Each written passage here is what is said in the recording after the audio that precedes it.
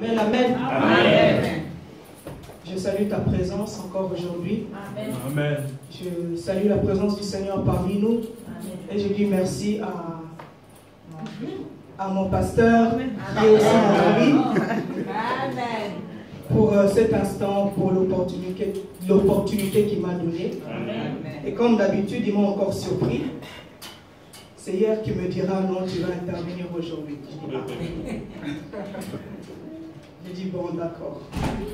J'ai voulu m'échapper disant que non, mais c'est moi qui devais modérer aujourd'hui. Il me dit non, non, non, on va changer. Tu vas intervenir aujourd'hui. J'ai dit d'accord, pour l'œuvre de Dieu, on ne fuit pas. Amen. Amen. Alors aujourd'hui, nous allons parler de la persévérance dans la foi. Amen. Amen. Nous allons parler de la persévérance dans la foi.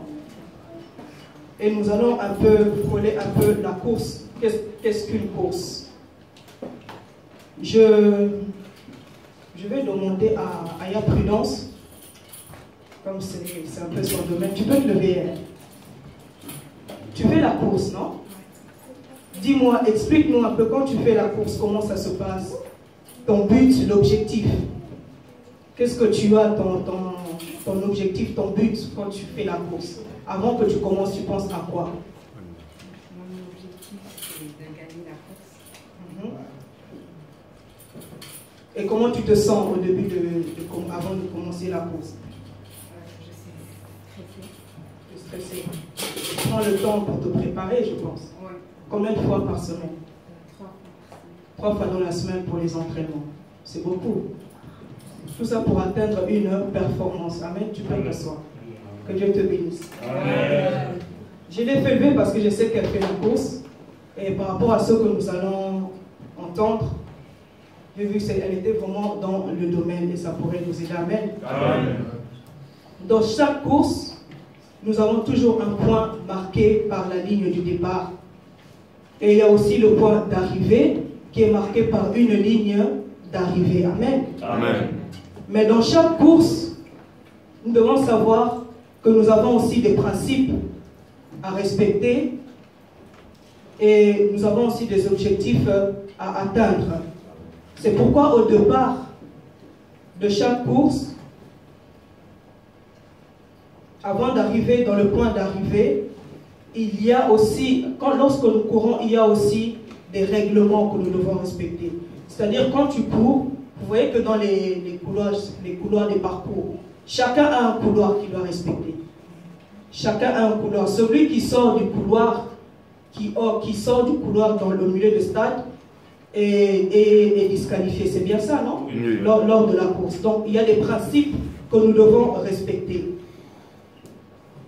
Et la ligne du repas, à la ligne du départ, lorsque tu te trouves à la ligne du départ, tu peux être impressionné parce que tu n'es pas seul. Tu as des adversaires qui sont à côté de toi. Donc tu peux être impressionné par des participants. Certains ont des gestes qui font des grimaces.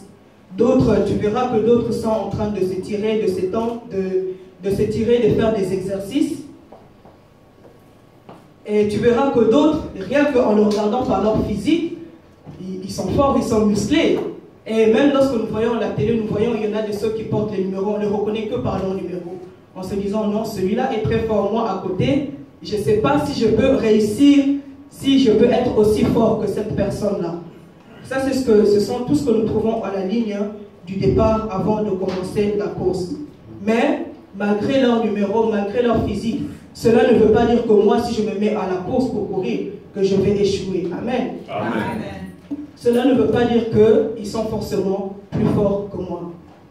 Mais sache que malgré les impressions que tu peux avoir, malgré l'intimidation qu'ils peuvent te mettre, sache que ce n'est pas ça qui va te qualifier. Ce qui te qualifiera et ce qui te positionnera, ce sera le fait d'arriver à la ligne du départ. Amen. Amen. Nous allons lire le livre de Timothée 2 Timothée 4, 2 Timothée 4, du verset 7 à 8. Est-ce que nous pouvons nous lever pour la parole du Seigneur?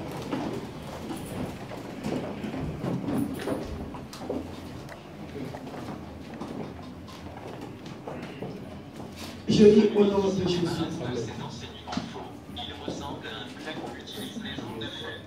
2 Timothée 4, verset 7. J'ai combattu le bon combat, j'ai achevé la course, j'ai gardé la foi. Désormais, la course de justice m'est réservée. Le Seigneur, le juste juge, me le donnera dans ce jour-là. Et non seulement à moi, mais encore à tous ceux qui auront aimé son avènement. Amen. Amen. Pouvons nous asseoir.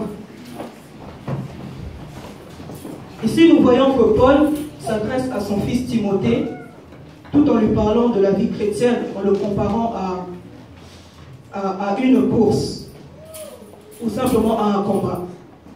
Mais dans son allocution, il ne parle même pas du départ, ou il ne parle pas aussi du parcours, le temps, tout ce qui traverse dans le parcours, mais il focalise plutôt sa pensée à la fin de la course, à la fin de son parcours. Il accentue plus le point sur la fin de son parcours. Et c'est ce qui est le plus important. L'important, ce n'est pas le départ, bien sûr, ce n'est pas tout ce que nous traversons, mais l'important, c'est le but, c'est d'atteindre le but, d'arriver à la fin. Amen. Amen. Effectivement, la vie chrétienne est comme une course. Elle a un point qui est un commencement pour une nouvelle vie, donc une nouvelle naissance en Christ. C'est le jour où tu donnes ta vie au Seigneur Jésus-Christ. Et ce jour-là marque le point de départ d'une nouvelle naissance, le début, le commencement de ta relation avec Jésus-Christ. Amen. Amen. Et c'est ça que nous appelons le point de départ de la vie d'un chrétien en recevant le Seigneur Jésus. Mais bien aimé, il y a un chemin à parcourir dans notre vie avec le Seigneur. Paul a dit, j'ai combattu. Donc, en combattant, nous voyons que dans chaque combat, il y a des efforts à fournir. Nous voyons qu'il y a des disciplines, nous voyons qu'il y a des astuces. Et nous voyons aussi que dans chaque combat, nous devons apprendre à donner le meilleur de soi. Comme notre sœur Prudence vient de dire. Donner le meilleur de soi pour atteindre le but, pour gagner. Amen. Amen. Il faut parcourir tout le trajet, tout en restant discipliné dans notre vie chrétienne et en respectant les règlements, les principes de la course. C'est alors qu'on dira, j'ai effectivement atteint le point d'arrivée. Que je sois le premier, que je sois le deuxième ou le dernier, l'important en chacun de nous, c'est de pouvoir atteindre la ligne d'arrivée pour être qualifié. Amen. Amen. Ecclésiaste 7, 8 nous dit qu'il vaut mieux la fin d'une chose que son commencement. Amen. Ce qui est vrai, la fin d'une chose est plus importante. Parce que je peux commencer avec toute la motivation que j'ai. Je peux commencer avec l'intelligence que j'ai. Je peux commencer avec l'expérience que je peux avoir. Mais à la fin, tu peux échouer. Nous voyons dans les courses, nous voyons même, je donne l'exemple des équipes de foot. Nous voyons même dans les équipes de foot, voire même les meilleurs lorsqu'on fait le mondial. Voire même les meilleurs, ils échouent à la fin, n'est-ce pas? Souvent, ce sont des équipes que nous ne nous attendons pas. Ce sont eux-là qui arrivent à gagner, qui atteignent la fin et gagnent la coupe. Donc, le plus important, c'est de pouvoir atteindre la ligne d'arrivée pour être qualifié. Amen. Amen. Nous devons, en tant que chrétiens, avoir le regard tourné vers le but, avoir le cœur fixé. Le cœur doit être fixé vers l'objectif. Mais pour atteindre l'objectif, il faut faire le parcours. Et le plus difficile dans le parcours, ce n'est pas le fait de commencer, mais c'est le fait de savoir que je vais gérer mon parcours. C'est le fait de gérer en fait ton parcours. Comment tu marches avec le Seigneur. Comment tu vis avec le Seigneur. Ta relation avec le Seigneur. Ce que tu dois t'abstenir, ce que tu peux faire et ce que tu ne peux pas faire. Or, la bonne question du parcours de la vie chrétienne, c'est ce que nous appelons en fait la persévérance. La gestion plutôt, la gestion de la vie d'un chrétien dans notre parcours ici-bas, c'est la persévérance. Parce que sans la persévérance, on dit que la vie chrétienne n'est pas une vie en rose. Il y a des souffrances, il y a beaucoup de difficultés qu'on peut rencontrer, n'est-ce pas? Mais si tu ne persévères pas, beaucoup lâchent la foi, beaucoup renient le Seigneur. Et la seule chose qui peut nous aider à marcher, à résister dans notre vie chrétienne, malgré les obstacles que nous pouvons rencontrer, c'est la persévérance. Et la persévérance, c'est le fait de rester constamment, de rester constant, de rester endurant, de résister à tout ce qui pourrait arriver jusqu'à atteindre l'objectif, à atteindre la fin. Amen. Amen. Le livre de Matthieu 24, 13 nous dit, mais celui qui persévérera jusqu'à la fin sera sauvé. Donc ça nous donne déjà le pourquoi il faut persévérer dans notre vie chrétienne. Il serait dommage qu'une personne soit née de nouveau, qu'il marche dans la vie, qu'il marche durant toute sa vie dans la crainte du Seigneur, et qu'à la dernière minute, qu'il renie le Seigneur, qu'à la dernière minute, qu'il rejette le Seigneur, qu'à la dernière minute, qu'il n'ait pas de persévérance. Parce que là, il va rater son salut. Amen. Amen. Alors, j'ai pris quelques principes, le pourquoi il faut persévérer dans la vie chrétienne. Persévérer dans la vie chrétienne, c'est tenir ferme et aller jusqu'au bout. Peu importe les obstacles, peu importe ce qu'on peut rencontrer dans notre vie, peu importe les douleurs, peu importe ce qu'on peut dire, là où on peut te placer, peu importe les qualifications qu'on peut te donner, mais le plus important, c'est que tu dois tenir ferme et aller jusqu'au bout. La persévérance, c'est aussi garder son poste et son travail. Être fidèle à son poste, servir le Seigneur. Nous voyons l'exemple de Paul. Malgré les souffrances, malgré tout ce qu'il a traversé, il a toujours été là, il a toujours servi le Seigneur, il a toujours travaillé pour le Seigneur. C'est la même chose pour nous les chrétiens. Nous devons être fidèles à notre poste, nous devons toujours être présents pour servir le Seigneur. La persévérance, c'est rester aussi fidèle et régulier. Fidèle et régulier, c'est-à-dire quand on dit régulier, c'est pas que aujourd'hui ou pendant une période je suis dans le Seigneur, je m'accroche à Dieu, ou bien mon cerveau me rappelle, voilà, je suis un enfant de Dieu, et que quelque temps après, je retourne dans le monde disant, bon, je veux profiter un peu, comme on dit, un pied dehors, un pied dedans. Non, non. Ça, c'est pas ce que le Seigneur nous appelle. Et nous devons être réguliers dans notre vie, dans notre service avec le Seigneur et lui être fidèles, surtout la fidélité. Amen. Si lui, il est fidèle envers nous, pourquoi nous ne devons pas l'être? Nous devons être fidèles envers le Seigneur dans notre marche, dans tout ce que nous disons, dans tout ce que nous faisons.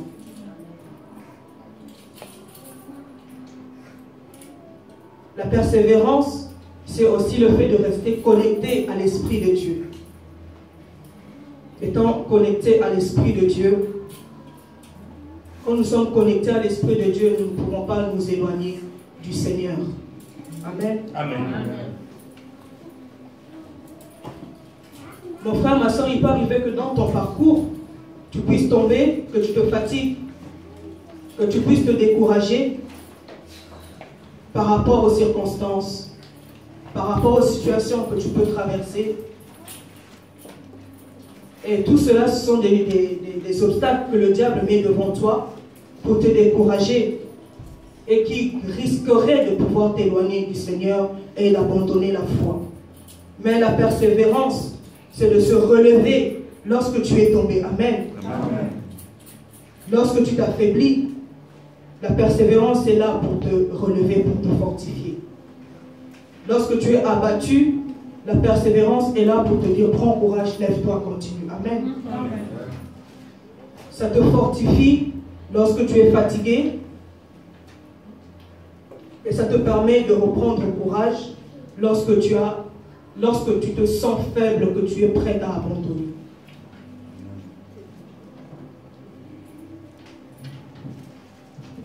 L'enjeu de la vie chrétienne, c'est la foi. Et la foi est la seule valeur d'un chrétien, pour un chrétien, afin de ne jamais perdre la foi. Or, la foi, c'est le cible que le diable a pour t'affaiblir, pour te faire tomber, pour t'éloigner du Seigneur. Dans la vie de chaque chrétien, c'est la foi que le diable est en train de cibler. C'est pourquoi tu vas voir dans ta vie, il y a plein de problèmes. Les problèmes surgissent de gauche à droite, sans même que tu ne saches d'où ça vient. Mais ce sont des cibles, ce sont des problèmes que le diable met devant toi pour affaiblir ta foi. Car son but, c'est de te faire douter, pour te décourager, afin que tu perdes ta foi et que tu t'éloignes du Seigneur. C'est pourquoi il mène un combat permanent. Permanent, il est là autour, il mène un combat. Il suffit que tu faillisses, il suffit que tu tombes, il suffit que tu t'affaiblisses, il suffit que tu t'éloignes du Seigneur. Voire même par tes pensées, que tu t'éloignes du Seigneur. Le diable peut passer par là pour te faire tomber, pour t'affaiblir, afin que tu perdes la foi. Paul a dit, combat le bon combat en gardant la foi. Est une bonne conscience que quelques-uns ont perdu et ils ont fait naufrage par rapport à la foi. Maintenant, la question que nous devons nous poser, nous, en tant que chrétiens, durant notre course, durant toute notre marche ici-bas, la question c'est celle-ci: est-ce que tu es encore debout dans ta foi? C'est la question que je viens poser à chacun de nous. Suis-je encore debout dans ma foi? Par rapport à la vie que nous voyons, le monde évolue, les choses changent, les mentalités changent, on dispose certaines choses devant nous, mais nous voyons bien que ce sont des choses qui ne glorifient pas le Seigneur. Mais il se fait qu'il y a certaines qui peuvent suivre ce chemin-là. Mais malgré cela, est-ce que tu es encore debout dans ta foi, ou bien tu veux suivre ce que le monde te propose? Ou bien tu te laisses distraire par ce que le monde met devant toi? Et est-ce que tu es encore fort? Est-ce que tu crois encore que le Seigneur Jésus-Christ revient bientôt? Je ne dis pas reviendra, mais revient bientôt. Parce que ça fait longtemps qu'on dit que le Seigneur reviendra. Mais là, par rapport aux signes que nous voyons aujourd'hui, le Seigneur est à la porte. Il est proche de la porte. C'est pourquoi nous devons rester fermes dans notre foi, afin de ne pas rater l'avènement lorsqu'il viendra, afin que notre parcours, notre course que nous avons fait ici-bas ne soit pas en vain. Amen. Amen. Il serait regrettable quand même de rester, malgré, avec tout ce que nos sacrifices, avec tout l'effort que nous faisons pour le Seigneur, n'est-ce pas? Amen. Amen.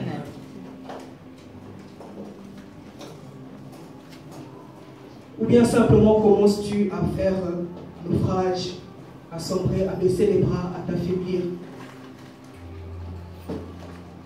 La deuxième question, c'est le premier amour. Le Seigneur a dit, lorsqu'il reviendra, trouvera-t-il encore le premier amour? La perte du premier amour dans l'œuvre de Dieu, dans la prière, dans la vie de sanctification, c'est la preuve que tu faiblis dans la foi. Lorsqu'on dit de prier, tu sens que tu es lourd pour la prière. On dit de jeûner, tu es lourd pour jeûner. Ça peut être aussi dans les bonnes œuvres, parce que le Seigneur nous demande aussi de faire des bonnes œuvres. Mais tu es lourd pour agir dans la parole de Dieu, dans ce que le Seigneur te demande. Toutes ces choses peuvent être aussi la preuve comme quoi je m'affaiblis aussi dans la foi. Aujourd'hui, le Seigneur nous interpelle et nous dit dans Ephésiens 5, le verset 14, « Réveille-toi, toi qui dors, relève-toi d'entre les morts, et Christ t'éclairera. »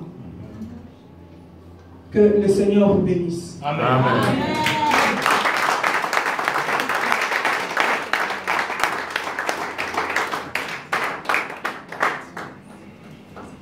Alléluia. Amen. Alléluia. Amen. Nous allons rester là, ma chérie. Nous allons nous lever, nous allons prier pour maman chérie. De la même manière que je l'ai surprise, de cette même manière que je te surprendrai. Et j'ai vu qu'elle s'est donné la peine de préparer un message. Serviteur de Dieu, servante de Dieu autour de moi, si tu ne te prépares pas, je te surprendrai à 23 h pour te dire que demain à 13 h c'est toi qui prêches. Alléluia. Rends-toi prêt. Non seulement les serviteurs ni les servantes. Si le Seigneur me dit que c'est Astrid qui va prêcher, elle va prêcher. Amen. Alléluia. S'il dit que c'est Christian qui prêche, c'est Christian qui va prêcher. Amen. Alléluia. Et pour ce cas de figure, nous allons lever nos mains. Nous allons les tendre vers Sheila. Et nous allons proclamer la bénédiction de Dieu sur sa vie. La première fois n'a jamais été facile.